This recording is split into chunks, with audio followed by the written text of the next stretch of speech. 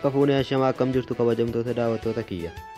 Har'as akkuma kanaan dura viidiyoo tokko qabadheetan isiniif dhiyaadheetan jira. Viidiyoon koo har'a kan irratti xiyyeeffatu appilikeeshinii tokkotu argame jechuudha. Appilikeeshiniin kun sooshaal miidiyaa hundumaa bakka tokkotti kan qabatudha jechuudha. Appilikeeshinii kana gabaabsaman isiniif ibsuu yaala. Appilikeeshinichi kanadha, Messenger jedha. Messengeriin kun kan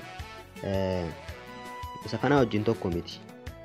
Kun kan Facebookii qofatti naasofnudha jechuudha. Kun garuu wantoota sooshaal miidiyaadhaan ergaa waliif dabarsuu dandeenyus ta'e callisnee hordofuu dandeenyu of jalatti kan qabatudha jechuudha. Messengeriin haaraa kun fakkeenyaaf tuqeen isinitti agarsiisa. Gaafan tuqee isinitti agarsiisuu jechuudha. Messengeriin kun akkuma agartan banuuf leeqoo hin tura jechuudha. Gaafa turu akka kanatti bana. Android systemii qaba waan ta'eef jechuudha. Akkuma agartan Messengerii kan Facebookii illee of jalatti hammata jechuudha. Appilikeeshinoota hedduu qaba. All kan jettu kana tuqnee gaafa laallu waaw, akkuma agartan appilikeeshinoota amma kana sooshaal miidiyaadha jechuudha of jalatti qabateera. Appilikeeshinii kun fayyaan isaayyuu meegaabaayitii xiqqoodha.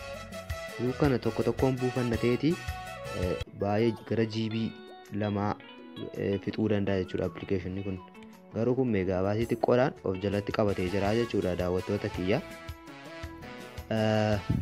Imoos akkasuma qabateera. Gaafa imoo tuqxanii imooma isin galche jechuudha.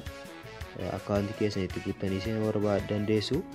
Flaayitiis akkasuma miiseejii kan bilbilaa qofa illee nu gashuu danda'a jechuudha.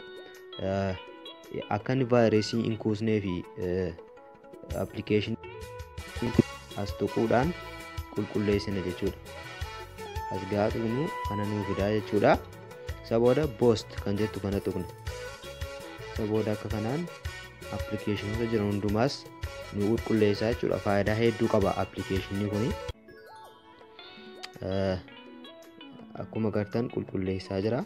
Persentii lakkaa jechuudha. Qulqulleessee fixeeraa jechuudha. Akkuma kanaan appilikeeshinoota hundumaa isiniif qulqulleessaa. Appilikeeshinoota sooshaal miidiyaa ta'an hundumaas bakka tokkotti isiniif fida jechuudha daawwattoota kiyya. Egaa viidiyoo koo har'aa asuma irrattan xumura. Appilikeeshinii kana Telegram chaanaalii Orotech jalaa tuqaatii dhagaa buufachuu dandeessu jechuudha. Viidiyoo koo har'aa asuma irrattan isiniif xumura. Waan daawwattaniif galatooma. Abdii Ootech subscribe gochuun dagatina. Maamilummaan keessan cimee ta'uu galatooma. Viidiyoo kan biraatiin walitti deemuutti nagaan naaf tura. Ciao.